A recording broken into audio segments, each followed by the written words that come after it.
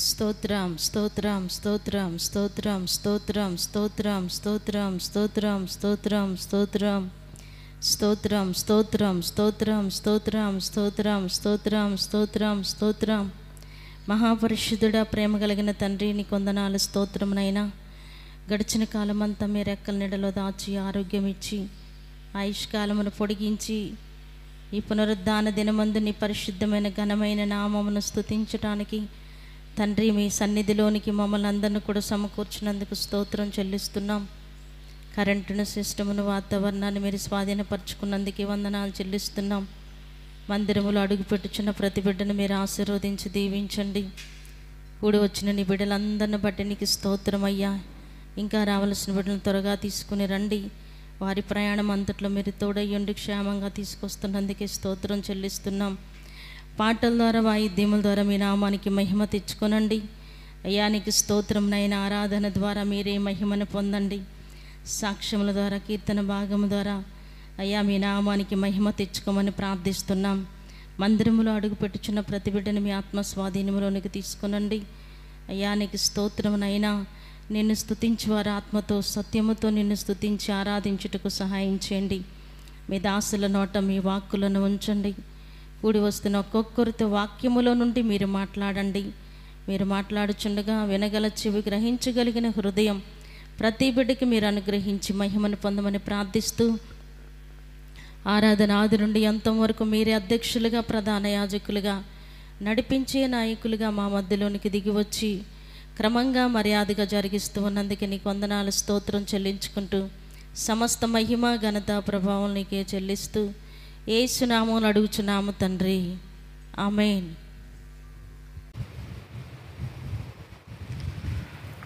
దేవుని పరిశుద్ధ నామమునకు మహిమ కలుగునుగాక. లేవియాకాండం 27 అధ్యాయం 10వ వచనం నుంచి చూద్దాం. ఇక్కడ మనం గమనించినట్లయితే యెహోవాకి బలి అర్పించటానికి వెళ్ళినప్పుడు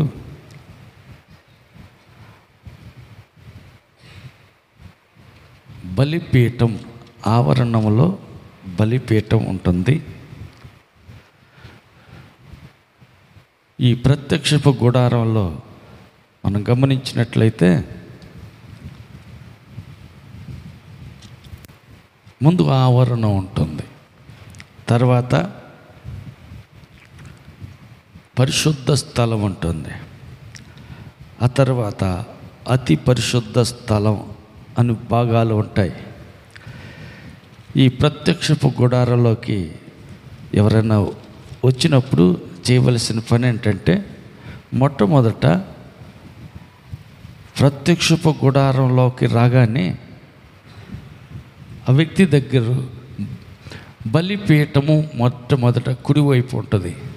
లోపల ప్రవేశించిన వెంటనే కుడివైపున బలిపీఠం ఉంటుంది. ఈ బలిపీఠం దగ్గరికి వచ్చిన తర్వాత అతను చేయవలసింది ఏంటంటే, బలి పశువుని దేవునికి బలిగా తీసుకురావాలి. తెచ్చినటువంటి బలి పశువుని వధించాలి. వధించిన తర్వాత దాన్ని రక్తాన్ని చుట్టూ ప్రోక్షించటం జరుగుతుంది. కాబట్టి చూద్దాం, చూడండి. లేవియాకాండం 5వ అధ్యాయంలో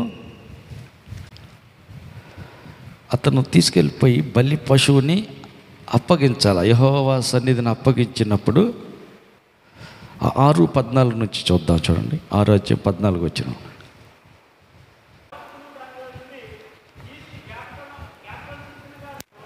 వాటిని బలిపీఠం మీద యెహోవాకు ఇప్పైన సువాసనగాను దహింపవలను. దానిలో మిగిలిన దానిని అహరోను అతని సంతతి వారు తినవలను. అది పులినది కానీ పరిశుద్ధ స్థలములో తినవలను. వారి ప్రత్యక్ష గుడారము యొక్క ఆరణములో దానిని తినవలను. అది పులియబెట్టి కాల్చవాల్తూ నా ఊహము ద్రవములలో వారికి పాలుగాను దాన్ని నిశ్చయించున్నాను. పాప పరిహార్థ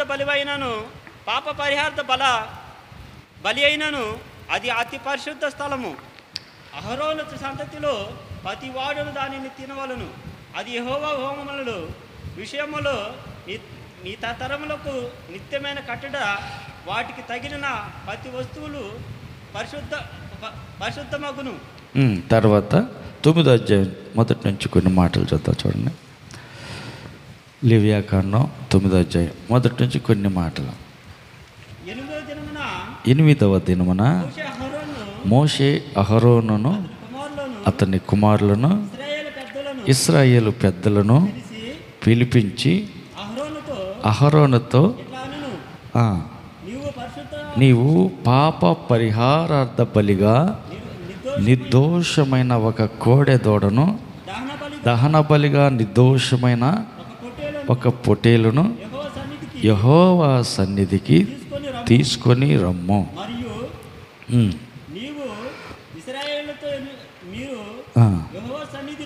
యెహోవా సన్నిధిని బలి అర్పించినట్లు పాప పరిహారార్థ బలిగా నిర్దోషమైన మేక పిల్లను, దహన బలిగా నిర్దోషమైన ఏడాది దూడను, గొర్రె పిల్లను, సమాధాన బలిగా కోడెను, పొట్టేలను, నూనె కలిపిన నైవేద్యమును తీసుకొని రండి. నేడు యెహోవా మీకు కనబడును అని చెప్పుము. మోషే ఆజ్ఞాపించిన వాటిని వారు ప్రత్యక్షపు గుడారం ఎదుటికి తీసుకుని వచ్చిరి. దగ్గరకు వచ్చి యెహోవా సన్నిధిని నిలువగా, మోషే మీరు చేయవలని యెహోవా ఆజ్ఞాపించినది ఇదే, అట్లు చేయండి, అప్పుడు యెహోవా మహిమ మీకు కనబడినను. మరియు మోషే అహరోనుతో ఇట్లనెను, నువ్వు బలిపీఠం వద్దకు వెళ్ళి పాప పరిహార్థ బలిని, దహన బలిని అర్పించి నీ నిమిత్తమును ప్రజల నిమిత్తమును ప్రాయశ్చిత్తం చేసి ప్రజల కొరకు అర్పణము చేసి యెహోవా ఆజ్ఞాపించినట్టు ప్రాయశ్చిత్తం చేయుము. కాబట్టి అహరోను బలిపీఠం దగ్గరికి వెళ్ళి తన కొరకు పాప పరిహారార్థ బలిగా ఒక దూడను వధించెను. అహరోను కుమారులు దాని రక్తమును అతని యొద్దకు తేగా, అతడు ఆ రక్తములో తన వ్రేలు ముంచి బలిపీఠపు కొమ్ముల మీద దాని చమిరి బలిపీఠం అడుగున ఆ రక్తమును పోసెను. దాని కొవ్వును, మూత్ర గంధులను, కాలేయం మీద వపను బలిపీఠం మీద దహించెను. అట్లు యెహోవా మోషేకు ఆజ్ఞాపించెను. దాని మాంసమును, చర్మమును పాలెం వెలుపుట అగ్నితో కాల్చివేసెను.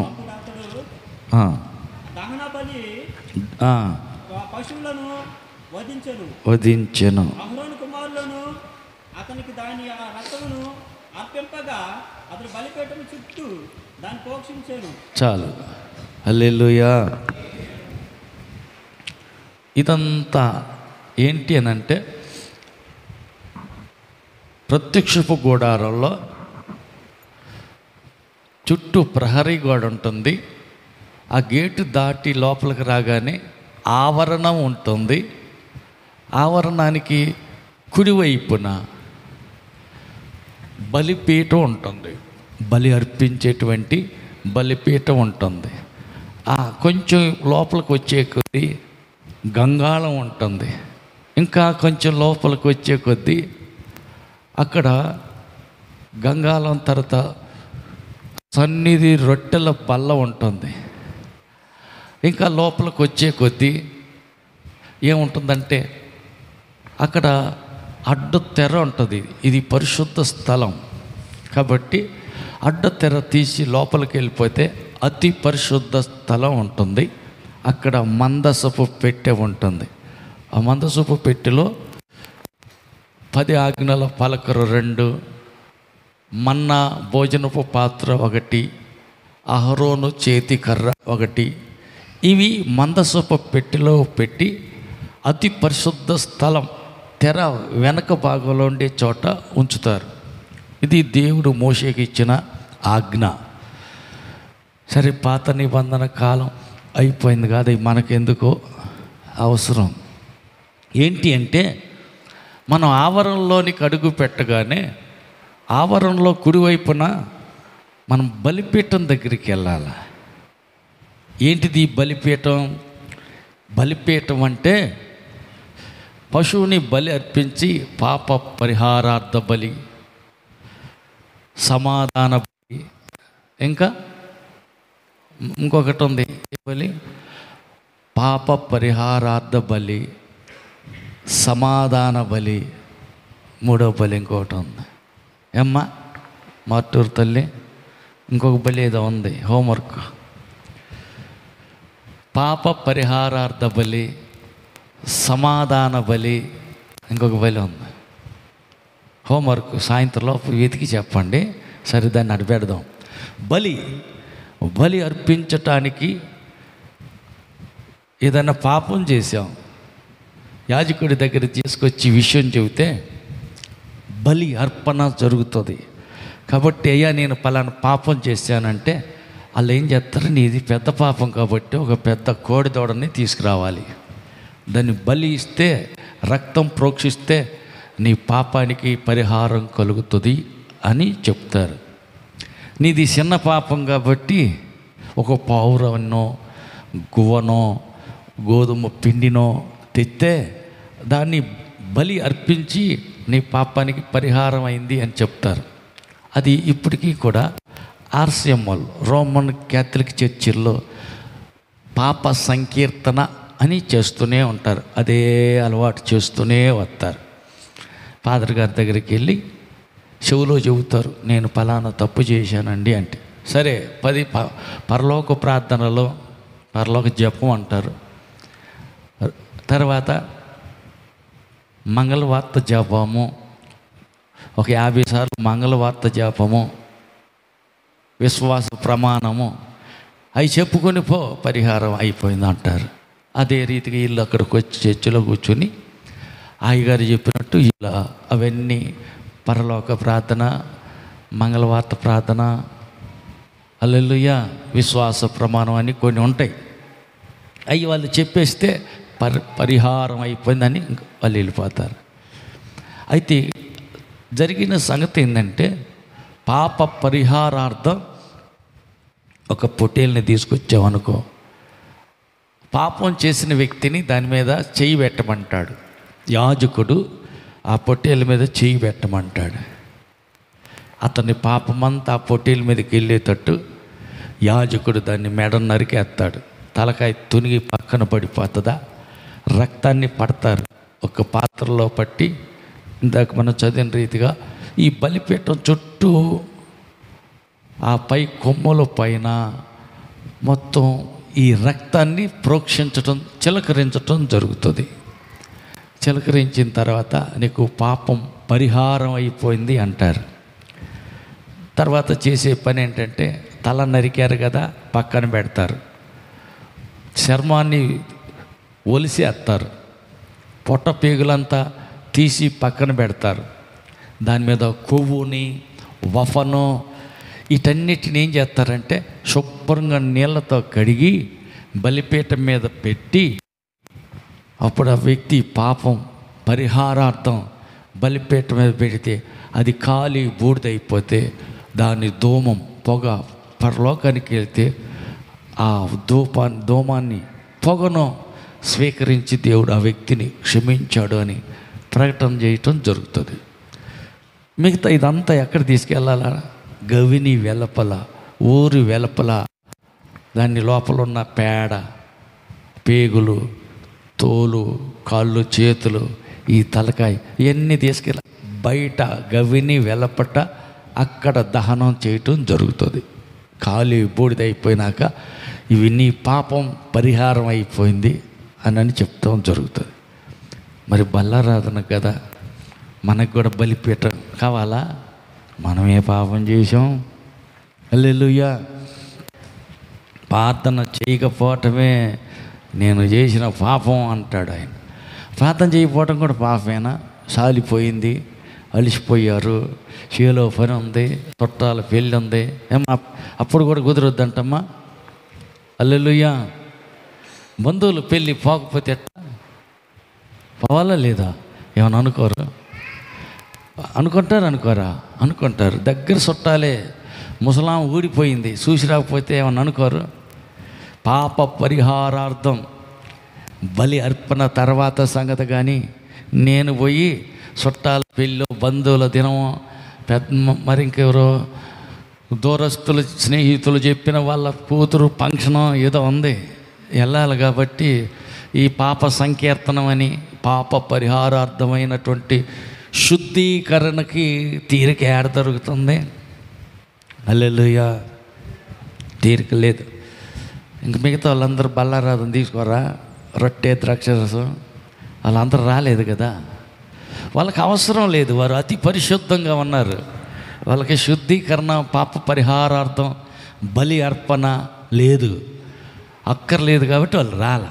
మనకు అవసరం కాబట్టి వాళ్ళు చాలా తెలియగలవాళ్ళు కదా, ఎగ్గొట్టిన వాళ్ళు, ప్రార్థనకు రాకపోయిన వాళ్ళు. మనమే పిచ్చోళ్ళు కూర్చొని వచ్చాం. హల్లెలూయా.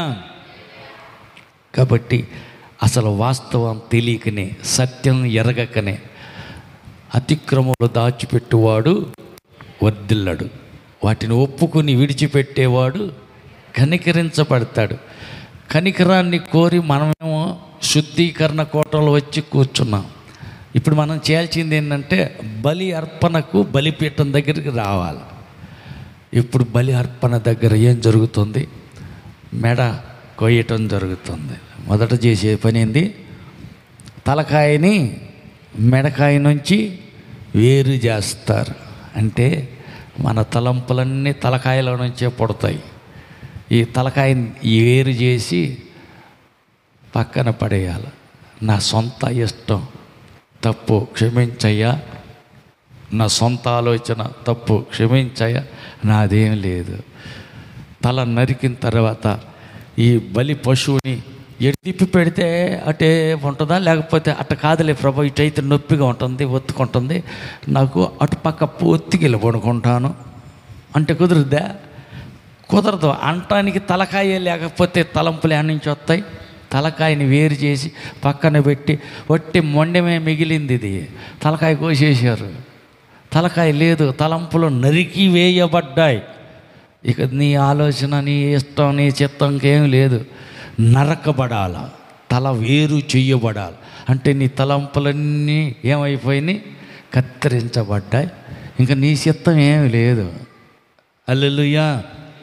ఎన్ని తలసినా, ఏది అడిగినా జరిగేది నీ చిత్తమే. నా తలంపులన్నీ ఏం లేదు, నువ్వేం చెబితే అది చేస్తా, నువ్వు ఎక్కడ పండ పెడితే అక్కడ పండుకుంటా, ఇటు ఎత్తే అటే, ఇంకంతే, నాదేం లేదు అని పూర్తిగా బలిపీఠం మీద బలి పశువుగా ఎక్కక ముందు మన తలంపులన్నీ కత్తిరించేసేయాలి. హల్లెలూయా. బలిపీఠం దగ్గర తలంపులన్నీ సమాధి చేయబడాలి. మన సొంత ఉద్దేశాలన్నీ సమాధి వేరు చేయబడాలి. మన సొంత చిత్తం అంతా సమాధి అయిపోతుంది. బలి పశువుగా రక్తం సిందించటం జరుగుతుంది.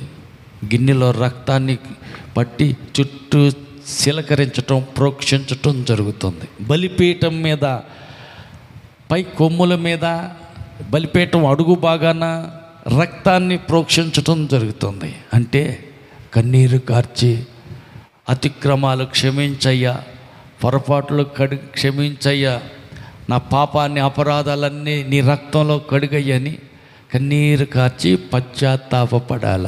అది బలిపీఠం యొక్క అనుభవం. హల్లెలూయా.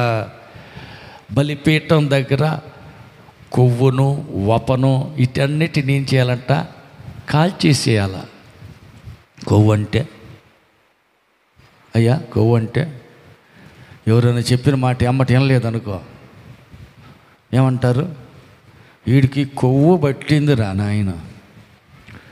హల్లెలూయా, హల్లెలూయా. నరేష్కి వాళ్ళ అమ్మ ఎంతో పని చెప్పింది, చెయ్యలా. అరే పొద్దున అన్నకి చెప్పాను, చేసావా? నువ్వు చేసుకోపో, నేను చేయను పో అన్నాడు. మధ్యాహ్నం మళ్ళీ ఇంకొక పని చెప్పింది, అది చేయలా. సాయంత్రం అన్న పెట్టి ఒరే చేసావా అంటారా, నేను చేయలా, పో చేసుకోపో, నేను చేయను. నీకు కొవ్వు బట్టి కొట్టకలాడుతున్నావురా నువ్వు, నీకు బాగా కొవ్వు ఎక్కింది, బాగు చేసింది ఎందుకంటారా నిన్ను? కొవ్వెక్కి కొట్టుకుంటున్నావురా నువ్వు, చెప్పిన మాట ఏం లేదు, చెప్పింది చేయలేదని అంటారా లేదా? కొవ్వెక్కితే చెప్పిన మాట ఎవడి మాట లెక్క కూడా చేయరు. హల్లెలూయా. నీ కొవ్వు అంతా కరిగిపోవాల బలిపీఠం దగ్గర. ఆమేన్. అవిధేయత అనేది కొవ్వుకు నిదర్శనం. ఆ కొవ్వంతా కరిగిపోవాలి, పూర్తిగా కాలిపోవాలి. అందుకని చెప్పేసి బలిపీఠం మీద మన గర్వం, మన అహంకారం, మన అవిధేయత మొత్తాన్ని కరగదీసేసేయాల, దహించి వేయబడాల, కరిగిపోవాలి. మనం ఏది నాదంటూ ఇంకేం ఉండకూడదు. నేను నాది, ఇది నా వల్ల జరుగుతుంది అనుకోకూడదు. మనం కాబట్టి మన తాతలు అంటే వాళ్ళని ఆయన ఏర్పాటు చేసుకుని ఆయన పని ఆయన చేసుకుంటాడు, ఆయన పని ఏది ఆగదు. కాకపోతే మనం ఏం చేయాలంటే తగ్గించుకుని విధేయులమై మన కొవ్వంతా కరగదీసేసేయాలి. హల్లెలూయా, హల్లెలూయా. 3 రోజులు ఉపవాసం ఉండండి. కొండ మీదకి నేను వస్తా, మీతో మాట్లాడతా. బట్టలు ఉతుక్కొని స్నానాలు చేసి మిమ్మల్ని మీరు శుద్ధీకరించుకొని సిద్ధంగా ఉండండి. నేను వస్తా, మాట్లాడతా. ఆ మాట్లాడటానికి కూడా బలిపీఠానికి ఆ కొండకి కొన్ని సరిహద్దులు నియమించాడు. ఆ సరిహద్దు దాటి ఎవడైనా లోపలికి వచ్చాడా కాలిపోతాడు. అక్కడికక్కడికి పశువు వచ్చినా చచ్చిపోతాయి, రాకూడదు అని హద్దులు నియమించాడు. హల్లెలూయా. సరిహద్దులు నియమించాడు. మరి ఇప్పుడు ఏం జరుగుతుంది? ఇప్పుడు సరిహద్దులు లేవు, హద్దులు మీరిపోయి పైన మందిరం కింద కాపురం. కొన్ని చోట్ల జరుగుతుంది. చర్చి అంటే ఏంటి అర్థం కావట్ల. దేవుని సన్నిధి అతి పరిశుద్ధమైన ఆయన స్థలం, మందసం ఉండే చోట. ఇదేమో బలిపీఠం, కరెక్ట్ పైనేమో గదిలో భార్యాభర్త కాపురం, పాస్టరమ్మ పాస్టర్ పైన కాపురం. ఏమన్నా పద్ధతిగా ఉన్నదా? ఏమో చదువుతున్నారు వీళ్ళు, బైబిల్ చదువుతున్నారు, అర్థం కావట్లేదా? ఏడర్థం అవుద్ది? ఏం చేస్తావు? అద్దెలకు ఇల్లు పెట్టి అద్దె కట్టుకోవాలంటే డబ్బులు ఏడ నుంచి వస్తాయి? డబ్బులు ఇయ్యలేడంట, చేత కాదంట దేవుడికి. అసలు సేవక దేవుడు పిలిచాడా? పిలిస్తే నీకు బోకి అద్దె ఇంటికి అద్దె డబ్బులు ఇస్తానికి కూడా చేత కాదా? అలాంటి దేవుడే నమ్మింది. ఏంటిది ఇది? మందసం ఉంది. ప్రత్యక్షపు గుడారానికి ఎన్ని మూరల ఎడంగా ఇశ్రాయేలు ప్రజలు గుడారాలు ఉండాలి, డేరాలు కట్టుకోవాలి. ఇంకా అదంతా ఒక్కొక్కటి చదువుకుంటూ పోతే పొదుగుకుంది. కొంతమంది మళ్ళీ ఇంటికి వెళ్ళి కొంచెం పనులు ఉంటాయి, హడావిడిగా బిజీ. హల్లెలూయా. తర్వాత చదవండి దాన్ని. ఏమంటే ఇక్కడ ప్రత్యక్ష గుడారం ఉందంటే దానికి తూర్పున ఏ గోత్రాలు ఉండాలో, పడమర వైపున ఏ గోత్రాల ఇశ్రాయేలీలు ఉండాలో, వాళ్ళు ఇల్లు ఎన్ని మూరల దూరంగా ఎడంగా కట్టుకోవాలో వివరంగా రాసి ఉంది. మరి ఇల్లు ఏం చేస్తున్నారు? నెత్తెన తెచ్చి కడుతున్నారు. అదేంటి? చోటు లేదు, స్థలం లేదు. అందుకని నెత్తిన బలిపీఠం, ఎక్కడైతే బలి అర్పణ జరుగుతుందో, ఎక్కడైతే బలిపీఠం ఉంటుందో ఖచ్చితంగా బలిపీఠం తిన్నగా నేరుగా పై భాగాన రూమ్ కట్టేసి అందులో కాపురం పెట్టేస్తున్నారు. అసలు సంగతి ఏంది అంటే, ఇదిగో ఈ 3 దినాలు నేను కొండ మీదకి వచ్చి మాట్లాడతానుగా, ఆ మాట్లాడే దానికోసం మీరు 3 దినాలు పరిశుద్ధంగా ఉండాలా. ఎట్టగా? బట్టలు ఉతుక్కోవాలా, శుభ్రంగా స్నానం చేయాలా. 3 దినాలు ఏ పురుషుడు ఉన్నదా? కరెక్టేనా? నిజమా? చెప్పవేందమ్మా, మాకు అన్నీ తెలుసులే, నువ్వేంది హల్లెలూయా, నువ్వు చెప్పే వందేలన్నా మాకు తెలుసులే. మరి బయట కనపడుతుంది ఏంది? చాలా చోట్ల సరే వాళ్ళ తిప్పలు వాళ్ళది, వాళ్ళ లెక్కలు వాళ్ళవి, మనకెందుకులే. కానీ వాస్తవానికి చేయాల్సింది ఏంటి అని అంటే 3 రోజులు భార్య భర్త కలుసుకోకూడదంట, విడివిడిగా వేరుగా ఉండాలంట. ఎందుకు? స్వరం వినటానికి. దేవుడు కొండ మీద దిగొస్తాడు, సరిహద్దులు గీస్తే అక్కడ దాకా ఇశ్రాయేలు ప్రజలు వచ్చి నిలబడతారు. దేవుడు మాట్లాడితే వాళ్ళు వింటారు. ఒక్కొక్క స్వరం ఉరుము మెరుపుల్లాగా భూకంపం వచ్చినట్టుగా ఉంది. ఇంకప్పుడు భయంతో గడగడ వణికిపోయి, అయ్యా మోషే గారు, మేము వినలేకపోతున్నామండి, వణికిపోతున్నామండి, చచ్చిపోతామయ్యా, వద్దు, మేము వినలేము, డైరెక్ట్గా దేవుని స్వరం వినలేము, నువ్వే విని అది వచ్చి మాకు చెప్పు, మేము వింటామయ్యా అని వణికారు ప్రజలు. మరి ఇప్పుడు వణికేవారు ఎవరు లేరు. దేవుని మాట అంటే, దేవుని మందిరం అంటే, దేవుని సన్నిధి అంటే గడగడ వణికే వాళ్ళు కాదు, లెక్క కూడా చేసుకోవటంలో. దేవుని వాక్యం అన్నా, దేవుని మందిరం అన్నా, దేవుని అతి పరిశుద్ధ స్థలం అన్నా లెక్కలో కూడా చేసుకోవటంలో. ఎందుకని? దైవ భయం బుద్ధిగా నశించిపోయింది. అక్రమం విస్తరించుట చేత అనేకుల ప్రేమ సల్లారిపోయింది. లోకం మీద ప్రేమ పెరిగిపోయింది, దేవుని మీద ప్రేమ తగ్గిపోయింది. దేవుని ప్రేమే లేదు. ఒకప్పుడు అమ్మో ఎంత భయమో, ఇశ్రాయేలు ప్రజలంతా గడగడదా వణికిపోయారు. చూడండి నిర్గమాకాండం,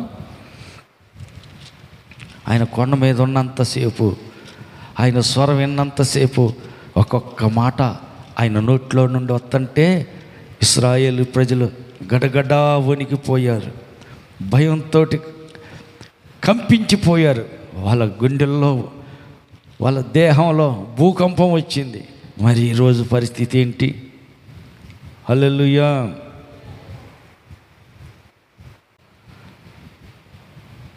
చదువునాను. ప్రజలందరూ ఆ ఉరుములు, ఆ మెరుపులు, ఆ బోర ధ్వనియు, ఆ పర్వతమును చూసిరి, పర్వత ధూమమును చూసిరి. ప్రజలు చూసి తొలగి దూరంగా నిలిచి మోషేతో ఇట్లనిరి, నీవు మాత్రం మాట్లాడు, మేము వింటాం. దేవుడు మాతో మాట్లాడిన ఎడల మేం చచ్చిపోతాం.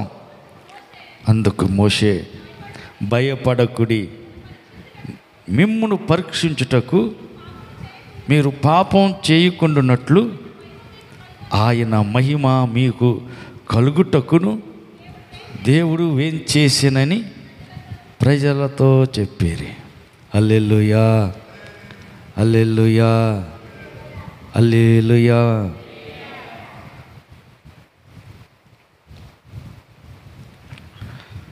పదో వచనం చూడమ్మా, 19:10.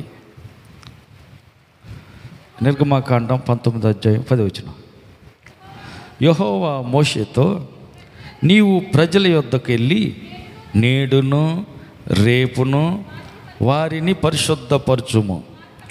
వారు తమ బట్టలు ఉతుకుకొని 3వ నాటికి సిద్ధంగా ఉండవలెను.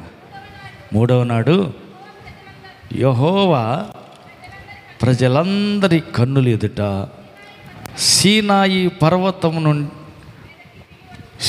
సీనాయి పర్వతం మీదకి దిగివచ్చును.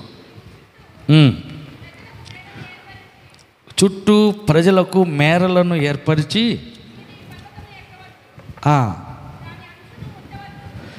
మీరు ఈ పర్వతాన్ని ఎక్కొద్దు, దాని అంచు కూడా ముట్టొద్దు, భద్రము సుమి ఈ పర్వతం చుట్టూ, ఆ పర్వతాన్ని ముట్టుకునే ప్రతి వానికి మరణ శిక్ష తప్పక విధించవలెను. ఎవడును చేతితో దానిని ముట్టకూడదు. ముట్టినవాడు రాళ్లతో కొట్టబడవలెను, లేక పొడవబడవలెను. మనుష్యుడు కానీ మృగము కానీ బ్రతకకూడదు.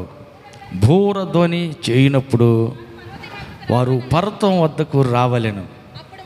అప్పుడు మోషే పర్వతం మీద నుండి ప్రజల యొద్దకు దిగివచ్చి ప్రజలను పరిశుద్ధపరచగా వారు తమ బట్టలు ఉతుకుకొనిరి. అప్పుడు అతడు మూడవ నాటికి సిద్ధంగా ఉండండి. ఏ పురుషుడు స్త్రీని చేరకూడదని చెప్పెను. మూడవ నాడు ఉదయమైనప్పుడు ఆ పర్వతం మీద ఉరుములు మెరుపులు సాంద్ర మేఘము బూర యొక్క మహాధ్వనియు కలుగగా పాలెములోని ప్రజలందరూ ఏమయ్యారంట? వణికారంట. గడగడగడగడా వణికారంట. హల్లెలూయా, హల్లెలూయా. పర్వతం మీదకు ప్రభు దిగి వచ్చాడు. మేరలు సరిహద్దులు నియమించి ప్రజలందరూ ఆ హద్దుల్లోనే ఉన్నారు. ప్రభు చెప్పినట్టు బట్టలు తొక్కున్నారు, శుద్ధీకరించుకున్నారు, భార్య భర్త కలవకుండానే పవిత్రంగానే ఉంటున్నారు. ఇంత చేసి కూడా సరిహద్దుల దగ్గర నిలబడి కొండ మీద నుంచి ప్రభు మాట్లాడుతుంటే గడగడగడగడ వణుకుతూ ఉన్నారు. అంత భయపడుతున్నారు. మరి ఇప్పుడు ప్రజలు భయపడుతున్నారా? హల్లెలూయా. పోనీ పక్కన వాళ్ళ సంగతి తీసి అటు పక్కన పెట్టేసి మరి మన సంగతి ఏంది? మనం కూడా వణుకుతూనే ఉన్నామా? దేవునికి భయపడుతూనే ఉన్నామా? 3 దినాలు శుద్ధీకరణలో శుద్ధీకరించుకుంటున్నామా? శుభ్రం చేసుకోవటం, శుద్ధీకరించుకోవటం అవసరం. స్వరం వినటానికే ఇంత శుద్ధీకరణ కావాల్సి వస్తే స్వయంగా ఆయన రక్తం తాగి ఆయన శరీరం తినటం అంటే ఇంకా ఎంత శుద్ధీకరణ కావాలా అమ్మా? అంతకంటే ఎక్కువ కావాలా? కావద్దు. మరి పక్కన అడగండి. శుద్ధీకరణ సిద్ధంగానే ఉండవా? తలకు పోసుకొని వచ్చావా? ఉతికిన బట్టలు వేసుకుని వచ్చావా? పళ్ళు తీయుకొని వచ్చావా? కొంతమంది పళ్ళు దోమరు. అదేమంటే ఉపవాసం ఉన్నా అంటారు. పళ్ళు దోమకుంటే ఉపవాసం ఏంది? పళ్ళు కూడా దోమ. హల్లెలూయా. వాళ్ళ భక్తి అది. హల్లెలూయా. శుద్ధీకరణ అన్ని రీతులుగా శుభ్రం కావాలి. శుద్ధీకరణ అవసరం. మురికి ఉన్న చోట దెయ్యాలు వస్తాయి. అందుకే వాటిని మురికి దెయ్యాలు అంటారు. హల్లెలూయా. నీళ్ళు పోసుకోకుండా శుభ్రం లేకుండా ఎట్ట పడితే అట్ట మడ్డిగా ఉంటే దెయ్యాలు వస్తాయి. దూరం ఎందుకు? రోడ్లు అమ్మటి పోతా అక్కడక్కడ కొంతమందిని చూస్తాం చూడు, ఇంటికిలో అట్టలు కట్టకపోయి ఏలాడతా పొడుగ్గా, మగోళ్ళు అన్నీ లేదు ఆడవాళ్ళు కూడా అట్టలు కట్టకపోయి ఏలబడతా ఉంటుంటాయి. కనపడ్డారు ఎక్కడన్నా? వాళ్ళు నీళ్ళు పోసుకోరు. మురికి దెయ్యం వాళ్ళలో ఉంది కాబట్టి పిచ్చోళ్ళు ఈ రోడ్లు బట్టి బట్టలు కూడా శుభ్రం ఉండదు, తల శుభ్రంగా ఉండదు. అదేమంటే మేము దేవుడికి అదేం దేవుడు? అదే మురికి దేవుడు. అయ్యయ్యో, అట్లా కట్టకపోయి ఉంటాయి, శుభ్రంగా ఉండరు. మురికి దెయ్యాలు పట్టతాయి. మురికి ఉంటే పక్కలకు చెప్పండి. మురికిగా ఉంటే మురికి దెయ్యాలు వచ్చి పడతాయి. వద్దు, దెయ్యాల విలువ మాకు. శుభ్రంగా ఉండు. పరిశుద్ధుడైన దేవుడు రావాలంటే మనం పరిశుద్ధంగా ఉండాలి. పరిశుద్ధుడైన దేవుని శరీరం తిని దేవుని రక్తం మనం తాగాలంటే అతి పరిశుద్ధుడు కాబట్టి మనం కూడా పరిశుద్ధంగా ఉండాలి. హల్లెలూయా. శుద్ధీకరణ అవసరం. హల్లెలూయా. ఈ శుద్ధీకరణలో భాగం అతి పరిశుద్ధ స్థలానికి వెళ్ళటానికి ముందు బలిపీఠం దగ్గరకు రావాలి. బలిపీఠం దగ్గర ఏం చేయాలంట? తల తెగ నరకబడాల. తలంపులన్నీ, మన సొంత ఐడియాలన్నీ, సొంత ఆలోచనలన్నీ, సొంత చిత్తం అంతా వేరు చేయబడాల, కత్తిరించబడాల. ఆమేన్. రెండవది రక్తం ప్రోక్షించబడాలి. అంటే కన్నీరు కార్చి ఆయన ఏడ్చి ప్రార్థన చేస్తుంటే చెమట రక్త బిందువులాగా కింద పడిపోయినాయంట. గెత్సేమనీలో యేసు ప్రార్థన చేస్తుంటే రక్తం చెమట బిందువులాగా ఒక్కొక్కటి కింద పడిపోయినాయంట. ఎంత పశ్చాత్తాపంతో, ఎంత దుఃఖంతో ఆయన ప్రార్థన చేశాడు. హల్లెలూయా. మనం కూడా ఏం చేయాలంట? కన్నీరు కార్చాల, విరిగి నలిగిపోవాల. విరిగి నలిగిన బలి అర్పణ ఏంటంట? దేవునికి ఇష్టంగా ఉంటుందంట. విరిగిపోవాలి, హృదయంలో నలిగిపోవాలి. విరిగి నలిగిన హృదయంలో నుంచి వెలువడే ప్రార్థన ఖచ్చితంగా దేవుడు వింటాడు. ఏడ్చి కన్నీరు గార్చి తప్పులన్నీ ఉంటే క్షమించు, పొరపాటు జరిగి ఉంటే పవిత్రపరచు, ఒప్పుకుంటున్న కడుగు, శుద్ధీకరించని కన్నీరు గారిస్తే ఏం చేస్తాడు? అలక్ష్యం చేయడంట. విరిగి నలిగిన హృదయంలో నుండి వచ్చే ప్రార్థన దేవుడు నిర్లక్ష్యం చేయడు, వెంటనే వింటాడు. అంటే వెంటనే నిన్ను కడిగి శుద్ధీకరించటం జరుగుతుంది. మనకి విరిగి నలిగిపోవాలి. ఆమేన్. తల తెగి పక్కన పడాలి, తలంపులన్నీ కత్తిరించబడాలి, రక్తం ప్రోక్షించబడాలి. అంటే విరిగి నలిగిపోవాలి, హృదయం విరిగి నలిగిపోవాలి. విరిగిన హృదయంతో, బద్దలైన హృదయంతో ప్రభు సన్నిధిలో ప్రార్థన చేయాలి, కన్నీరు గార్చాల. హల్లెలూయా, హల్లెలూయా. తర్వాత తోలు వలవాల. తోలు అంటే పక్క వాళ్ళని అడగండి, తోలు అంటే ఎట్టుంటుంది?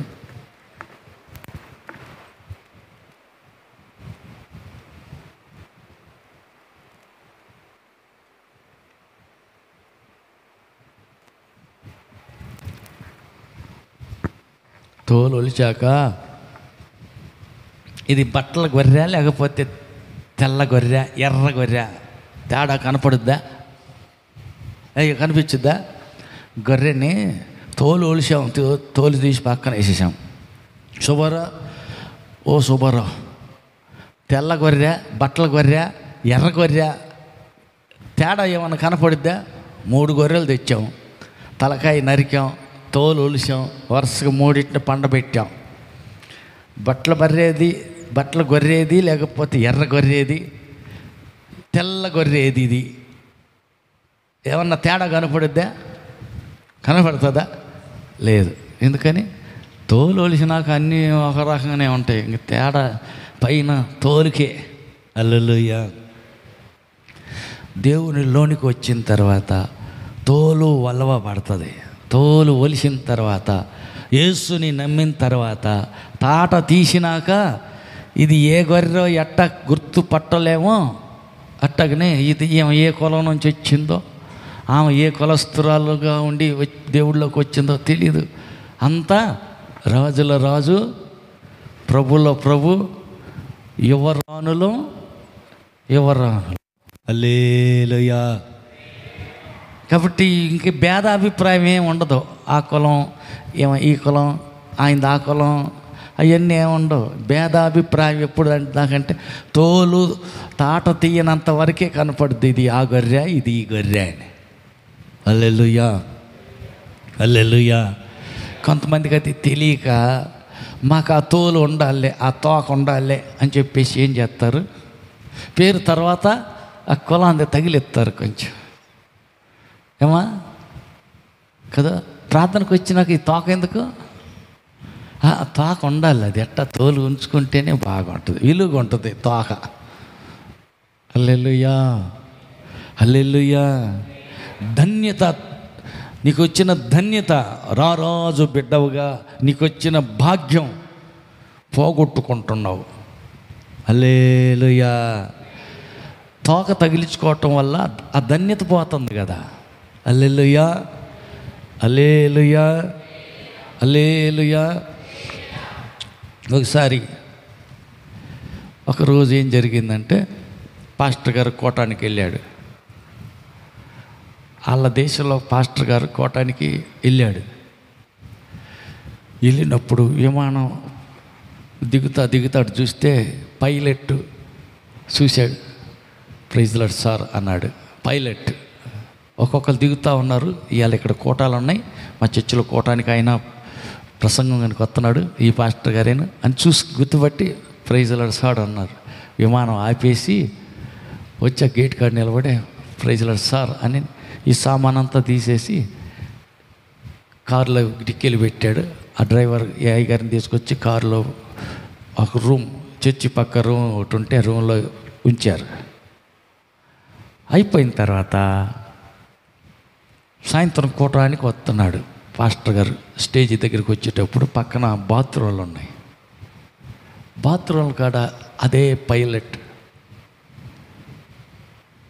శుభ్రంగా పెనాయిల్ వేసి శుభ్రంగా కడుగుతున్నాడు, బాత్రూమ్లు కడుగుతున్నాడు.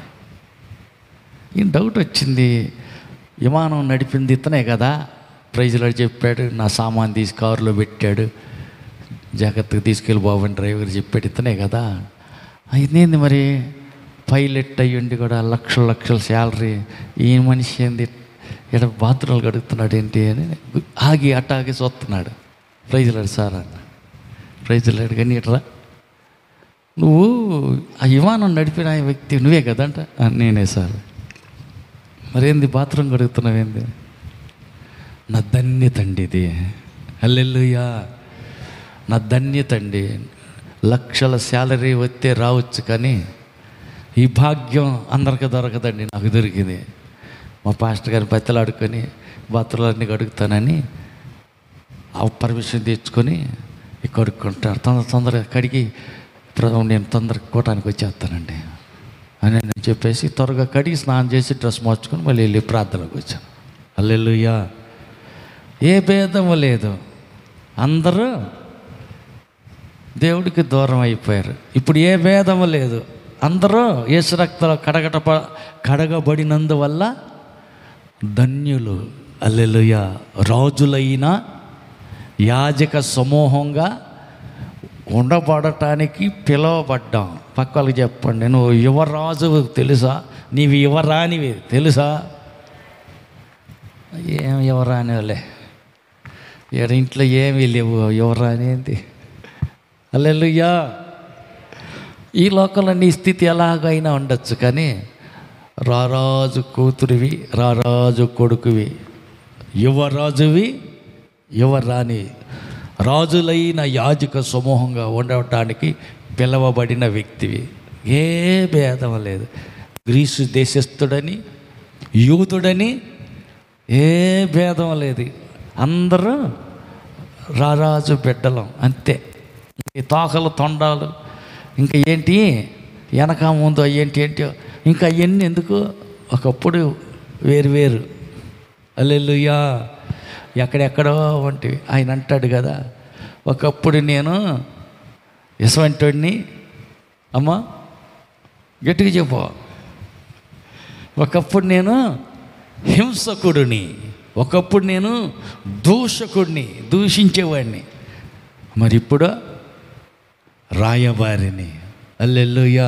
పక్క వాళ్ళకి చెప్పండి, నువ్వు పరలోకానికి రాయబారివి. ఈ లోకంలో ఏమి లేకపోవచ్చు, కానీ పరలోకానికి భూమికి రాయబారివి, యువరాజువి, యువరానివి. హల్లెలూయా. అయితే మరి ఏం చేయాలంట? ఇక్కడున్న ఈ తోకలు తొండాలన్నీ మనకి ఇది వద్దు. ఈ లోకంలో పేర్లు, పదవులు, హోదాలు అవి కాదు మనకు కావాల్సింది. దేవుని దృష్టిలో ఎవడు దీనుడై విరిగి నలిగిన హృదయం కలిగి ఉంటాడో వాడినే నేను దృష్టిస్తానంటాడు. దేవుని దృష్టి, దేవుని కనుసూపు ఎవరి మీద పడుద్దంట? విరిగి నలిగిన హృదయం కలిగి ఎవరైతే దేవుని ఎతుకుతూ ఉంటారో, కన్నీరు గార్చి ఎవరు ప్రార్థన చేస్తా తమ్ము తాము తగ్గించుకుంటారో వాళ్ళ మీదనే కనుదృష్టి అంతా ఉంటుందంట. అహంకారులను ఎదిరిస్తాడంట, దీనులను కృప అనుగ్రహిస్తాడంట. దీనులైన వారికి దేవుడు కృప ఇస్తాడు, గర్విష్ఠులను దేవుడు ఎదిరిస్తాడంట. నీ ముఖం నాకు చూపి మాకు అవతలకు దేవుడు అంటాడు. ఎందుకంటే గర్వం. కొంతమందికి కడుపు నిండా కోడి దొరికితే నా అంత తోడు లేడని గర్విస్తారు. అదేంటి అంటే గర్వించకూడదు. గర్వం ఏమైందంట? నాశనానికి ముందు నడుస్తూ ఉంటుందంట. ఈ మనిషిలో గర్వం కనపడిందంటే అర్థం ఓహో పెందలాడే ఊరికి పోతాడు అని అర్థం. అంతేకమ్మా. హల్లెలూయా, హల్లెలూయా. గొర్రెల దొడ్డిలో నుంచి తీసుకొచ్చి సింహాసనం మీద పెట్టాడు. ఎవరిని? దావీదుని. బానిసగా వచ్చిన వ్యక్తిని ప్రధానమంత్రిగా తీసుకెళ్ళి పెట్టాడు. ఎవరిని? యోసేపుని. గోసిపెట్టి చేపలు పట్టుకునే నీ కొట్టే వ్యక్తిని నీడబడితే రోగులు బాగుపడి, నీడబడితేనే దయ్యాలు పారిపోయేటట్టు చేశాడు. ఎవరిని? ఈయనంటున్నాడు దోషకుడును, ఒకప్పుడు హింసకుడిని, హానికరుడిని, అందరికి హాని చేసేవాడిని నేను. ఎంత హానికరుడంటే హడల్. క్రైస్తవులందరికీ భయం ఆయన అంటే. దేవుడే స్వయంగా వచ్చి చెబుతున్నాడు, అననీయ, ఆ సౌలు ఆయన వస్తున్నాడు నీ కాడకి, ప్రాంతి. ఏంది ప్రభా? ఆ మనిషి వామ్మో, ఆయన వస్తున్నాడు నా కాడికి. అతను ఇప్పుడు ప్రార్థన చేస్తున్నాడు. వెళ్ళి ప్రార్థన చేయపో అన్నాడు. అననీయ లాంటి గొప్ప దేవుని సన్నిహితుడైన వ్యక్తే భయపడి, అమ్మో ఆయన అదురుపోతున్నాడు. భయపడ్డాడు. భయపడద్దు, ఆయన ఇప్పుడు ప్రార్థన చేస్తున్నాడు, వెళ్ళి ప్రార్థన చేయి ఆయనకి అన్నాడు. ప్రభు చెప్పాడు, దారిలో కనపడ్డాడు అంటగా. కనపడ్డాడయ్యా, కళ్ళు కూడా పోయినాయి అయ్యా, ప్రార్థన చేస్తాడు అని చెప్పి ప్రార్థన చేస్తే పొరలు ఊడి కింద పడ్డాయి, కళ్ళు వచ్చాయి. 3 రోజులు ఉపవాసం ఉన్నాడు, బాప్తిసం తీసుకున్నాడు. నీ పేరే మార్చేస్తున్నా, సౌలు కాదు ఇక మీదట, నీ పేరే పౌలు అని పేరు పెట్టాడు. హల్లెలూయా. అదే పౌలు నడికట్టు తీసుకెళ్ళి ఎక్కడో రోగుల మీద ఎత్తే వాళ్ళు బాగుపడుతున్నారు. మూతి తుడుచుకునే గుడ్డ తీసుకెళ్ళి సచ్చిన వాళ్ళ మీద వేసినా, లేదా దెయ్యాలు పట్టిన వాళ్ళ మీద వేసినా బాగుపడిపోతున్నారు. ఒంటి కంటిన బట్టల ద్వారా కూడా ప్రభావం ప్రవహించింది. దేవుడు ఎలాంటి వ్యక్తినైనా మార్చగలడు. ఏ స్థితిలో నుంచి ఏ స్థితికైనా తీర్చిదిద్దగలడు. ఆయన ఏమైనా చేస్తాడు. హల్లెలూయా, హల్లెలూయా. కాబట్టి ఎవరైతే వణుకుతారో, దేవుడు భయం భక్తులు కలిగి దేవుని మాటకు లోపడతారో వాళ్ళనే దృష్టిస్తాడు. అంత అడుగునో ఎక్కడో పడి ఉన్న వ్యక్తి అయినా పర్వాలేదు, దేవుడంటే భయపడతాడు. దేవుని అంటే భయం ఉంది, దేవుని భయం కావాలి. హల్లెలూయా. కొంతమందికి మనుషులకు భయపడతారు, దేవుని లెక్కలో కూడా వేసుకోరు, కానీ దేవుడు భయపడతారు. మా ఆయన ఊరుకోడు, అమ్మో ప్రార్థనకు పోతే ఉపవాసం ఉంటే 3 రోజులు ఉంటే మా ఆయన ఒప్పుకోడు. హల్లెలూయా. మనుషులకైతే బాగా భయపడతారు, మరి దేవుడికి ఆ దేవుని లెక్కలో కూడా వేసుకోరు. అది కాదు, మన దేవునికి భయపడే వ్యక్తులై ఉండాలి. నీవు దేవునికి భయపడే వ్యక్తి అయితే ఏ మనిషికి భయపడక్కర్లా. దేవునికి భయం నీకుంది, దేవుడికి భయపడే పని లేదు, దేనికి లెక్కలో వేసుకునే పని లేదు. రాజా మేము దండం పెట్టం, తెలుసుకో. అమ్మ రాజుగారు ఏంది అట్ట, రాజుగారిని పట్టుకుని అట్ట అంటాడేంది? వాళ్ళకి దేవుని భయం ఉంది, దేవుని సన్నిధి తోడుంది. హల్లెలూయా. దేవుడు కన్నా నీకు తోడున్నట్టయితే రాజు లేదు, రవణప్ప లేదు, ఎవరిని లెక్కలో వేసుకునే పనే ఉండదు. ఎవరికో భయపడక్కర్లా, ఏ చట్టానికి భయపడక్కర్లేదు, ఎవరో చంపేస్తారని కంగారు పడే పని లేదు. ఎందుకు భయం? హల్లెలూయా. నువ్వు కన్నా దేవునికి భయపడే వ్యక్తి అయితే దేవుడు నీకు తోడంటాడు. హల్లెలూయా, హల్లెలూయా. రాజుగారు ఎదురుగు పోతున్నా, అదేంది పిలవకుండా పోతావు నరకానికి, చంపేస్తాడు రాజు. చంపితే సస్తా, కానీ నేను వెళ్తా. ఎక్కడి నుంచి వచ్చింది ఆమెకి ఎంత ధైర్యం? ఎట్టొచ్చిందమ్మా? ఒకటి దేవుని భయం ఉంది. రెండో పాయింట్, ఆమెకు అప్పటికప్పటికి అంతలా ధైర్యం, అంత ఇది వచ్చింది. రాజుగారు కూడా లెక్కలో వేసుకోకుండా రాజు దగ్గరికి పోతానంటుంది, ధైర్యంగా పోతుంది. యాడ్ నుంచి వచ్చింది ఈ ధైర్యం? ఎక్కడి నుంచి వచ్చింది? ఏమా చెప్పదో?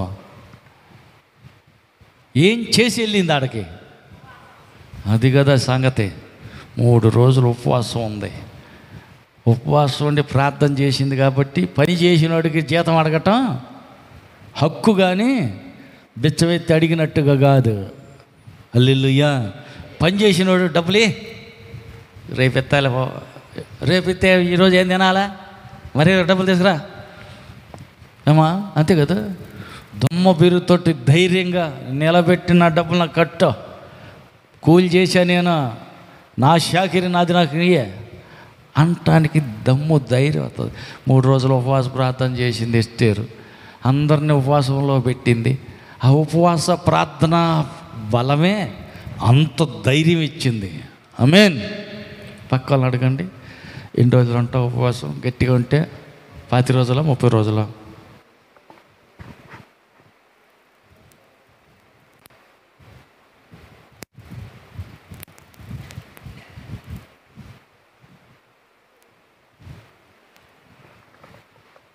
హల్లెలూయా.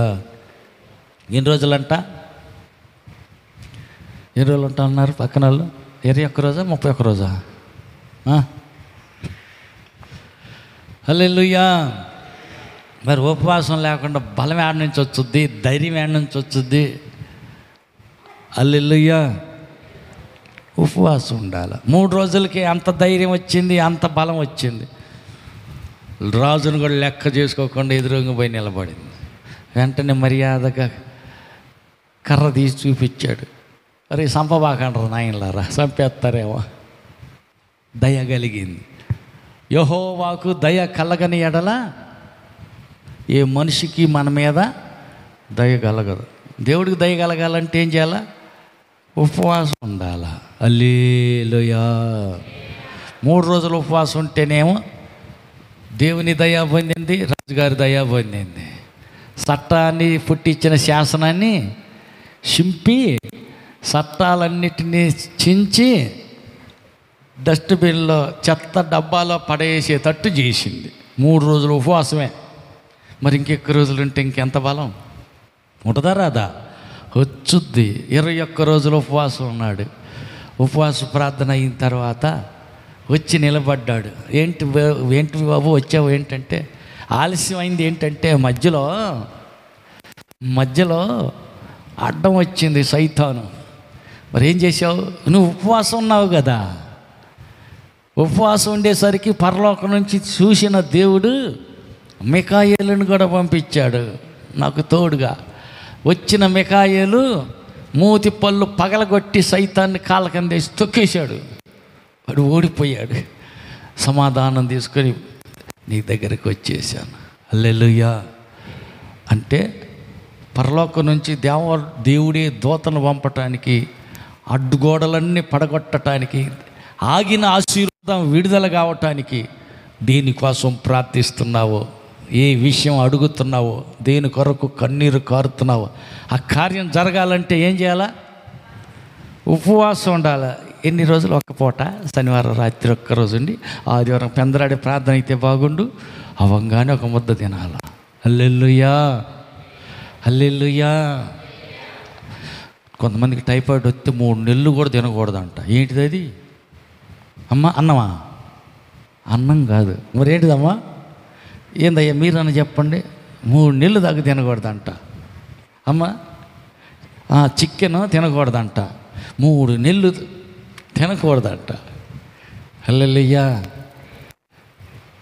ఆజ్ఞ ఉల్లంఘించి డాక్టర్ చెప్పిన మాట ధిక్కరించి ఎవడు ఉంటాడు పొరనైనా. 3 నెలలు దాకా నోరు కట్టేసుకుని ఎట్టంటాం? మొక్క లేనిదే మాకు ముద్ద దిగదైతే ఎవడుంటాడు పా. హల్లెలూయా. కాదు, ఉపవాసం 21 రోజు ఉంటే దేవుడే దేవదూతను పంపించి ఆగిన ఆశీర్వాదాన్ని, వస్తున్న సమాధానాన్ని అడ్డగించే దయ్యాన్ని పళ్ళు ఓడగొట్టి సమాధానం తీసుకొచ్చి అప్పగించేశాడు. 21 రోజు. ఎవరా మనిషి? దానియేలు. 21 రోజులు ఉపవాసం ఉన్నాడు. 40 రోజులు ఉపవాసం ఉన్నాడు. దేవుడు చేత్తో రాసిన, ఎవరికి అంత భాగ్యం దొరకల, ఆయనకు దొరికింది. చేత్తో రాసిన, ఏలుతో రాసిన 10 ఆజ్ఞల పలకలు తీసి చేతికిస్తే చక్కగా ఆయన చేతి నుంచి ఈయన చేత్తో తీసుకుని వచ్చాడు. మోషే లాంటి ముఖాముఖిగా దేవుని ఎరిగిన మరొక ప్రవక్త ఇంకా లేరు. ద్వితీయోపదేశకాండం 34:12.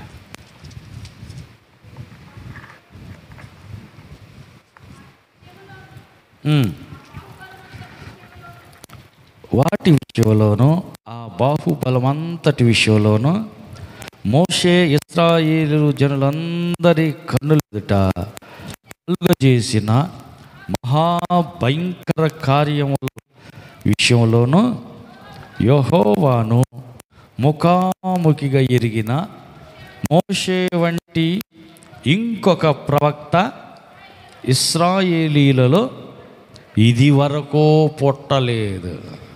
హల్లెలూయా. మోషే లాంటి ప్రవక్త ఇంతవరకు అసలు పుట్టనే లేదంట. ఏంటిది ఆయన ప్రత్యేకత? 40 రోజులు ఉపవాసం ఉన్నాడు. హల్లెలూయా. రాతి పలకలు ఎత్తే మోసుకుంటా కిందకు వచ్చేళ్ళకి వీళ్ళు బొమ్మని పెట్టుకుని ఎగురుతున్నారు. కోపం వచ్చి వాళ్ళ మీద కోపంతో రాతి పలకలు ఇసి పడేశాడు, పగిలిపోయింది. మళ్ళీ పోయాడు, మళ్ళీ 40 రోజులు ఉన్నాడు. అంటే 80 రోజులు ఉపవాస ప్రార్థన సామాన్యమైన సంగతి. ఏమి దీని ఉంటాడమ్మా? 1/2 డజన్ అట్టికాయలు, 15 ఇడ్లీలు, 6 దోశలు, అంతే కదా ఉపవాసం. హల్లెలూయా. ఎట్టున్నాడు ఉపవాసం? అమ్మా ఏమి తాకుండా ఏడుందే? తాకపోతే నీళ్ళు తాకపోతే చచ్చిపోరంటమ్మా. ఏంది అమ్మ ఎట్టంటది? చూడు ఏడుందో, ఎన్ని వచ్చిన వాళ్ళు ఉందో చూడు.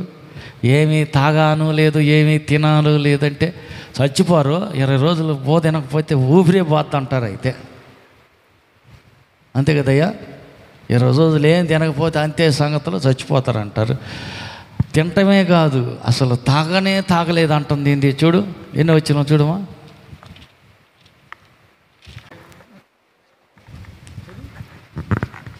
34:28 చదువు.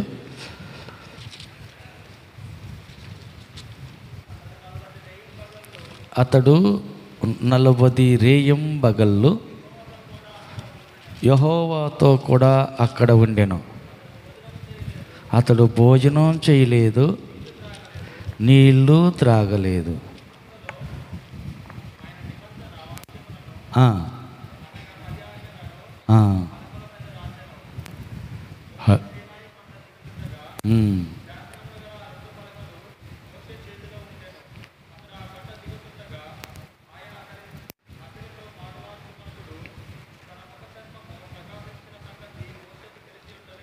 హల్లెలూయా. ముఖం ప్రకాశించింది. అది అండర్లైన్ చేసి పెట్టుకోండి. 40 దినాలు ఆయన ఏమీ తినలేదు, ఏమీ తాగలేదు. పక్కన అడగండి, ఏమీ తినకుండా ఏమీ తాగకుండా నువ్వు 40 రోజులు ఉంటున్నావా, 50 రోజులు ఉంటావా? అడగండి. హల్లెలూయా, హల్లెలూయా. కాబట్టి 40 రేయింబగళ్ళు అతను యెహోవాతో కూడా ఉన్నాడు. భోజనం చేయలేదు, నీళ్ళు కూడా తాగలేదు. హల్లెలూయా. అందుకే ముఖాముఖిగా దేవుణ్ణి ఎరిగిన మోషే లాంటి భక్తుడు ఇంతవరకు పుట్టనేలే. ఎందుకని పుట్టలు? ఉపవాస ప్రార్థనలో ఉంటాడు. అందుకని హల్లెలూయా. చాలామందికి ఏంటంటే ఉపవాసం అంటే చాలా కష్టం. హల్లెలూయా. మరి ఆయన 10 ఆజ్ఞల పలకలు తెచ్చుకోవటానికి 40, 80 రోజులు ఉపవాసం ఉండి ప్రార్థన చేశాడంటే అమ్మ చచ్చిపోయాడు ఆయన? చచ్చిపోలా. ఎందుకు చచ్చిపోతాడు? కూర్చుంది ఎక్కడ? యేసయ్య పాదాల దగ్గర. తిరిగి ఇంటి కిందకు వచ్చేసరికి జనం అమ్మ మేము చూడలేమంటున్నారు. ఏమైంది నాయన అంటే ఆయన ముఖం ఎప్పుడు ప్రకాశించిందో ఆయనకే తెలియదు. ఏంది అందరు నా కళ్ళు చూసి భయపడుతున్నారు, ముఖం కప్పుకుంటున్నారు. ఏందని చూస్తే నీ ముఖం ప్రకాశిస్తుంది అయ్యా. అప్పుడు గుడ్డ మూసుకు వేసుకున్నాడు అంట. హల్లెలూయా, హల్లెలూయా, హల్లెలూయా. ముఖం ప్రకాశించటానికి చాలామంది ఏం చేస్తారు? కావ్య ఏం చేస్తారంట, ముఖం ప్రకాశించడానికి పేడను లవ్లీనా ఏంటిది అంటారు కదమ్మా. కొంతమంది ఏమో గోర్లు ప్రకాశించాలని. నిన్ననో మొన్న ఒకసారి నేను చూసా, 35-40 ఏళ్ళు ఉంటాయి, కుర్రోడే. ఆయనకి ఏమైందో కానీ ఈ తలుపులు కిటికీలకి వేస్తామే రంగు పెయింట్, కాలు గోర్లకి రాయిపోయి ఈ పైదాకా ఈ తోలు కూడా రాసేసాడు. ఇంక మనం అర్థం చేసుకుందంటే కొంతమంది తెలివిగా జాగ్రత్తగా గోర్ల వరకు రాసుకుంటారు. ఆ గోర్లకు రాసే గోడకేసి పెయింట్ని గోర్లకి ఎట్ట రాసుకోవాలో కూడా తెలియక పైన సగం దాకా ఏలుకి తోలు కూడా రాసుకున్నాడు. ప్రార్థన చేయన్నా అంటే నా కాడికి వచ్చాడు, ఈ కాలు చుట్టి ఏంద్ర నాయన ఎందుకలా. మళ్ళీ అందరూ ఉన్నారు, ఆడవాళ్ళు మగవాళ్ళు, మళ్ళీ నవ్వుతారు జనం, ఎందుకలే అని చెప్పారు. ప్రార్థన చేసి యువతలకు వచ్చి 35-40 సంవత్సరాల కుర్రోడికి ఆయన ఈ కాళ్ళు గోర్లు కూడా ప్రకాశించాలంట, అందుకని పెయింట్ వేసాడు. హల్లెలూయా. ఏమా కవ్య, ముఖ ప్రకాశం రావాలంటే ఏం పూసుకున్నాడు ఆయన? మోషే ఏం పూసాడు ముఖానికి? లిప్టిక్కా? ఏమేం పూసాడు? ప్రార్థన, ఉపవాస ప్రార్థన. హల్లెలూయా. కాబట్టి ఉపవాస ప్రార్థన ఉంటే కలొచ్చుద్ది కానీ, హల్లెలూయా, ఉపవాస ప్రార్థన ఉంటే కలొస్తుంది కానీ పెయింటింగ్లు ఎత్తే కలొచ్చుద్దా? ఏంది, ఏ పెయింట్ వేయాలని అడుగుతున్నాం వెమ్మనే. హల్లెలూయా. ఉపవాసం ఉండు చాలు. ఒకసారి వాళ్ళిద్దరు రోడ్డుని పోతున్నారు. వీరు సర్వోన్నతుడైన దేవుని సేవకులు, వీరు దేవుని కుమారులు, వాళ్ళ మాట వినండి అని చెప్పి దెయ్యం వెంటబడి కేకలేస్తా ఉంది, అరుస్తుంది. రోజు అదే పని చేస్తుంది, మనకెందుకు లేని వాళ్ళు దాన్ని పోతా ఉన్నారు. ఒకరోజు ఇసుగు పుట్టి, ఏంది రోజు ఈ దెయ్యం గోల్ చేస్తుంది, ఏ సునామలో దెయ్యమా ఆమెలో నుంచి వెళ్ళిపో అన్న. దెయ్యం వెళ్ళిపోయింది. ఆమెను అడ్డం పెట్టుకొని బతుకు తెరుచు సంపాదించుకున్నారు పక్కన వాళ్ళు. వాళ్ళ కోపం వచ్చింది. హల్లెలూయా. వీళ్ళు ఏమన్నా వెళ్ళి ప్రార్థన చేశారా, నువ్వు ప్రార్థన చేస్తారా అని? ఆమె ఏమన్నా వచ్చిందా? లేదు. ఆ దయ్యమే, వాళ్ళలో ఉన్న దయ్యమే అట తొందర పెట్టింది. కాబట్టి దురాత్మలు నిన్ను చూస్తేనే పారిపోవాలి, నువ్వు దెయ్యాలు చూసి భయపడి పారిపోకూడదు. హల్లెలూయా, హల్లెలూయా. రాత్రి గోవాడకి ఎంతమంది వచ్చారు కోటానికి? హల్లెలూయా. చాలామంది మీరు రాలా. హల్లెలూయా. పాప కొన్నాళ్ళు మొదట్లో దయ్యం వచ్చినప్పుడు ఎడకే వచ్చారు. వాళ్ళు తెలంగాణలో పనులకు వెళ్ళారు. అక్కడ ఒక దేవత వచ్చి పట్టింది మనిషికి. ఆ దేవతను మోసుకొచ్చుకుంది. ఎక్కడికి వచ్చినాక ఆ దేవత లేదు, దెయ్యం లేదు, అన్నీ వదిలిపోయింది, బాగానే ఉంది. రాటల ప్రార్థనకి ఏంటంటే ఉండూరులో పోతున్నాళ్ళు. అయ్యా సరే నీ ఇష్టం, బలవంతంగా ఆడకే రా అనేది ఎందుకు లేని వదిలేసాం. ఉండూరులో పోతుంది. రాత్రి ఆడ కోటం వేయాలకి మెల్లికి వచ్చి కూర్చుంది. అయ్యా అది అప్పుడప్పుడు మళ్ళీ వస్తుంది అయ్యా, ఉంటుంది అయ్యా అంటుంది. ఎట్ట తలుపు ఏమైనా తీసావా? అబ్బాయి తలుపు ఏం తీయలే, వేసే ఉంచాను కానీ అది వస్తుంది అంట. ఇంటి తలుపు అనుకుంటుంది. ఒరే సరే లెట్ అవుతుంది, ఏం చేస్తుంది ఏంటంటే ఉంటుంది అయ్యా నా కాడికేది అంటుంది.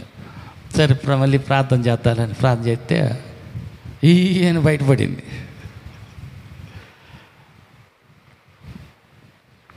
ఇంకా రావును, ఇంకెప్పటికీ ఏం దగ్గరికి రాను అని చంపలు వేసుకుని వెళ్ళిపోయాడంటే ఇక అంత దెయ్యం పడిపోయింది. వాళ్ళ ఆయనకి పాపం పరుగు పోయినట్టు అయింది. కమ్మకి దెయ్యం వదిలి మా ఆడవాళ్ళు బాగానే ఉంటే ఆడకే పోక గుంటూరులో పాతన భలే ఉంటుందిలే, అనుకూలంగా ఉంటుంది. సీరియల్ చూసినా ఏమంటారు, సినిమాలకు వెళ్ళినా తిరణాలకు వెళ్ళినా గద్దింపు, హెచ్చరింపు, సరి చేయటం, బుద్ధి చెప్పటం, ఖచ్చితంగా ఇలా ఉండాలని చెప్పేది ఏమి ఉండదు. కాబట్టి నీ ఇష్టం, ఎట్టన్నా ఏడకన్నా వెళ్ళు, కొలుపులకు వెళ్ళు, తిరణాలకు వెళ్ళు, తీర్థయాత్రలకు వెళ్ళు, అన్నిటి పనులు చేసుకో, ఆదివారం ప్రార్థనకు వచ్చేస్తాను అన్నట్టుంది. కనుక అనుకూలంగా ఉంది. కాబట్టి అది రాత్రి బయటపడేసరికి పాపం కొంచెం ఫీల్ అయ్యారు. సరిగ్గా తర్వాత వాళ్ళ ఇష్టంలే వెళ్ళిపోయింది. రాత్రితోటే ఒక దిగింది, వెళ్ళిపోయింది. దయ్యం నీ ముఖం చూడగానే అది బయటికి రావాలా. హల్లెలూయా. ఎందుకంటే నువ్వు ఉపవాసం ఉంటావు కదా, ముఖం ప్రకాశించటానికి ఆయన వేరే ఏం పోయలేదు, కానీ ప్రార్థన చేశాడు. 40-80 రోజులు ఉపవాస ప్రార్థన చేశాడు. ఎందుకంటే దేవునితో సన్నిహిత సంబంధం, మంచి సహవాసం కలిగి ఉంటే ఆటోమేటిక్గా దెయ్యం నీ ఎదురుగా ఉండదు, జాలదు. ఆమేన్. అందుకని మనకేం కావాలంట? శుద్ధీకరణ కావాలి. శుద్ధీకరణలో ప్రథమ భాగం ఏంటంటే బలిపీఠం దగ్గరికి మనం వెళ్ళాలి. బలిపీఠం దగ్గర విరిగి నలిగిన హృదయంతో కన్నీరు కార్చి ప్రార్థన చేయాలి. హల్లెలూయా. కన్నీరు కార్చి ప్రార్థన చేస్తే అతిక్రమాలు, అపరాధాలు అన్నీ కొట్టివేయబడతాయి, ఆ రక్తంలో కడగబడతాయి. హల్లెలూయా. ఎప్పుడైతే బలిపీఠం మీద మనల్ని శుద్ధీకరించి వాక్యంతో ఉదక స్నానం చేయబడి బలిపీఠం మీద ఎక్కుతామో, లోపల ఉన్న పొట్ట పేగులు, మురికి, మలినం, అపరాధం, ఇతరుల మీద ఉన్న ద్వేషం, కుళ్ళు, వ్యసనం, కోపం, కక్ష అన్నీ పోతాయి. అవన్నీ శుద్ధీకరణ జరిగినప్పుడు దేవుడు నీ అర్పణ అంగీకరిస్తాడు. ఆమేన్. నీవు కాలి బూడిదైపోతే ఆ మంటల మధ్యలో నిందలు, అవమానాలు, వ్యతిరేకతలు, పోరాటాలు, వీటన్నిటిలో ఇబ్బంది అనే కొలిమిలో కాలిపోవటం వల్ల పొదునెక్కిన కత్తిలాగా తయారవుతావు, పొదును పెట్టిన గొడ్డల్లాగా తయారవుతావు. హల్లెలూయా. అందుకని చెప్పి కన్నీరు కార్చి ప్రార్థించాల. బలి అర్పణగా, మన బలి పశువుగా మనం సజీవ యాగంగా మన దేహాలను దేవునికి సమర్పించాలి. హల్లెలూయా. అది చూడండి, ఇది 12వ అధ్యాయం 1-2 వచనాలు చూడండి. రోమపత్రిక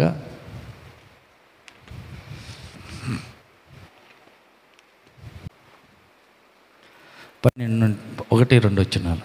రోమపత్రిక.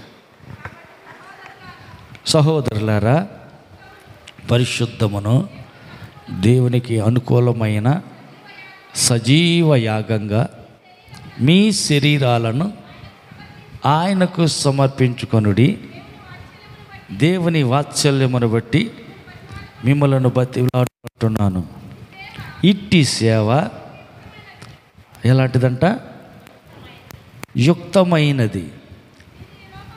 ఈ లోక మర్యాదలను అనుసరించక ఉత్తమమును అనుకూలమును సంపూర్ణమునయ్యున్న దేవుని చిత్తం ఏదో పరీక్షించి తెలుసుకున్నట్లు మీ మనస్సు మారి నూతన మగుట వల్ల రూపాంతరం పొందుడి.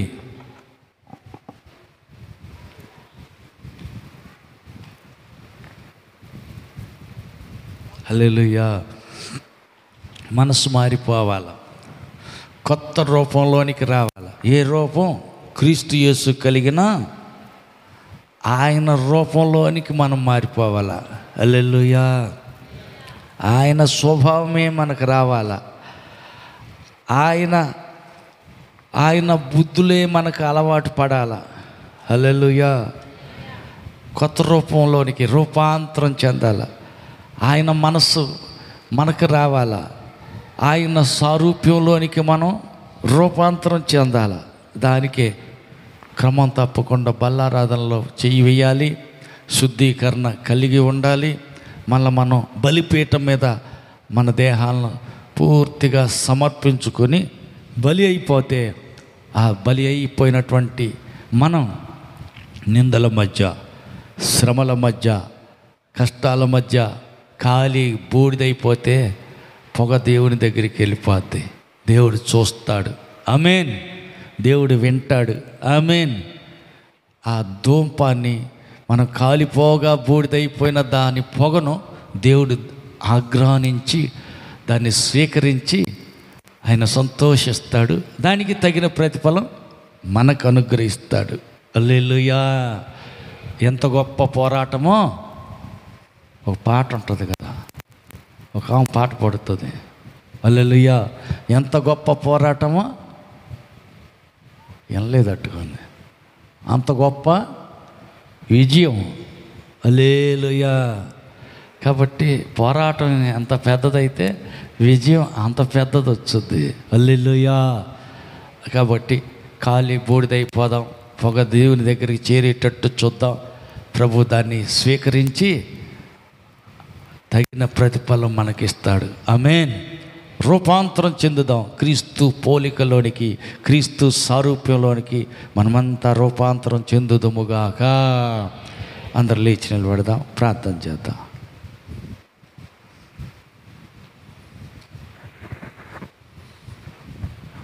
చేతులు ఎత్తుదాం, కళ్ళు ముద్దాం, ప్రార్థన చేద్దాం. నీ పోలికలోనికి నన్ను మార్చయ్యా, నీ సారూప్యంలోనికి నన్ను దిద్దయ్యా.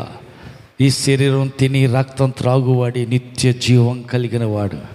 అవును, ఆయన శరీరం తిని ఆయన రక్తం త్రాగటం వల్ల క్రమక్రమంగా ఆయన స్వరూపం మనలో ఏర్పడుతుంది, ఆయన పోలిక మనలో రూపించబడుతుంది. అందుకే నేను మరలా తిరిగి వచ్చే వరకు ఈ కార్యక్రమం జరిగించమని ప్రభు చెప్పాడు. కాబట్టి ఆయన సారూప్యం మనలోనికి రావాలని, ఆయన పోలికలోనికి మనం తీర్చిదిద్దబడాలని, అందుకే ఈ బలారాధన కార్యక్రమం. దానికి మన సరైన సిద్ధపాటు, శుద్ధీకరణ, మనల్ని మనం శుద్ధీకరించుకొని, పరీక్షించుకొని, మనల్ని మనమే పరిశోధించుకొని, దేవునికి అయిష్టమైంది ఏదైనా ఉంటే కడిగి శుద్ధీకరించమని, పరిశుద్ధపరచమని, సిద్ధపరచమని, సరైన యోగ్యత నాకు దయచేయమని అడుగుదాం, ప్రార్థన చేసుకుందాం. దయాళుడైన దేవా, నీకు వందనాలు. ఇంతవరకు నీ బిడ్డల ప్రతి ప్రార్థన విజ్ఞాపన ఆలకించినందుకు స్తోత్రాలు. బలిపీఠం మీద బలి పశువులే సజీవయాగంగా మా దేహాలను సమర్పించాలని ప్రభా, సంపూర్ణమైన నీ చిత్తం ఏదో ఇరిగిన వారమై ప్రభా, మమ్మల్ని మేము విరిగి నలిగిన హృదయంతో నీకు సమర్పించుకొని, మాకు అంటిన ప్రతి మలినాన్ని, మురికిని దేవా శుద్ధీకరించుకొని సిద్ధపడి సరైన సిద్ధపాటుతో బలలో చేయివేయాలని హెచ్చరిక చేసినందుకు వందనాలు. మాలో ప్రతి ఒక్కరిని శుద్ధీకరించండి, నీ వాక్యం ద్వారా శుద్ధీకరించండి, నీ ఆత్మ ద్వారా శుద్ధీకరించండి, ప్రార్థన ద్వారా శుద్ధీకరించండి. నీ వీటిని పరిపూర్ణంగా పరిశుద్ధపరిచి తగిన యోగ్యత అర్హతనిచ్చి అభిషేకించి ఘనత మహిమ ప్రభావాలు మీరే పొందమని నీ బిడ్డలందరినీ చేతులకు అప్పగిస్తూ అభిషేకించి ఎత్తుపట్టి వాడుకోమని ఘనత మహిమ నీకు అర్పిస్తూ మహిమతో మధ్యాకాశానికి రానున్న మా ప్రభు రక్షకుడైన యేసు నామములో ప్రార్థించి వేడుకుంటున్నాం తండ్రి. ఆమేన్. ప్రభువైన యేసుక్రీస్తు కృపయు, తండ్రి అయిన దేవుని ప్రేమయు, పరిశుద్ధాత్మని యొక్క అన్యోన్య సహవాసం కూడి వచ్చిన మనకును సర్వలోక పరిశుద్ధులందరికీ సదాకాలం తోడైండి నడిపించును గాక. ఆమేన్. హల్లెలూయా, హల్లెలూయా, హల్లెలూయా. ఆమేన్.